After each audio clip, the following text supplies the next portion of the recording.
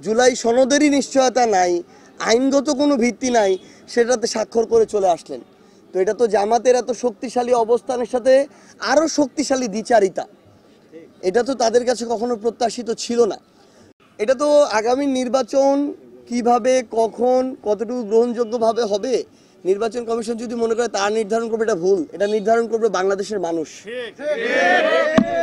তারা যদি মনে করে এই স্বেচ্ছাচারিতা করে তারা একটার পর একটা পার পেয়ে যাবে বা ওই জায়গায় থাকবে, এটা হবে না। এই মানুষ এখনো জুলাই অভ্যুত্থানের এই কথাটা শুনলে তাদের শরীর শিউরে ওঠে। এই মানুষের সামনে কেউ আবার নতুন করে স্বেচ্ছাচারিতা করবে, এটা হবে না। আমরা মনে করছি যদি জুলাই সনদের আইনগত ভিত্তিটা দেয়া হয়, বাস্তবায়নের নিশ্চয়তা পাওয়া যায়, বিচারিক প্রক্রিয়াগুলো সুস্পষ্টভাবে দৃশ্যমান হয় এবং চলতে থাকে, পাশাপাশি নির্বাচন কমিশন স্বাধীনভাবে কাজ করে ফেব্রুয়ারির মধ্যে সমান্তরালভাবে এই কাজগুলো এগিয়ে নিতে পারে, তাহলে হবে, সমস্যা নেই।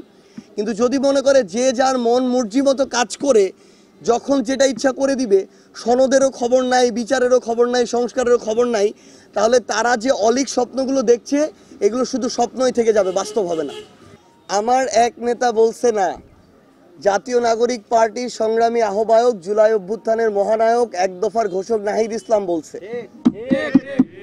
তিনি বলছেন যে পিআরের এই বিষয়টাকে সামনে রেখে জামায়াতে ইসলাম তাদের জায়গা থেকে এত বড় একটা আন্দোলনের ডাক দিলেন, অ্যালায়েন্স করলেন, মাঠে নামলেন, অথচ সেই পিআরের ওই বিষয় জুলাই সনদে কোনো কিছু লেখা নাই, জুলাই সনদেরই নিশ্চয়তা নাই, আইনগত কোনো ভিত্তি নাই, সেটাতে স্বাক্ষর করে চলে আসলেন।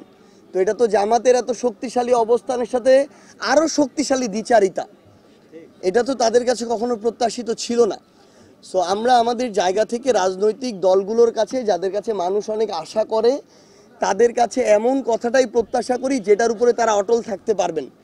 আমরা আশা করি তাহলে আগামীর বাংলাদেশ পুনর্গঠনে সকল রাজনৈতিক দলের উপরে বাংলাদেশের মানুষের আস্থাটা থাকবে, এইটুকুই।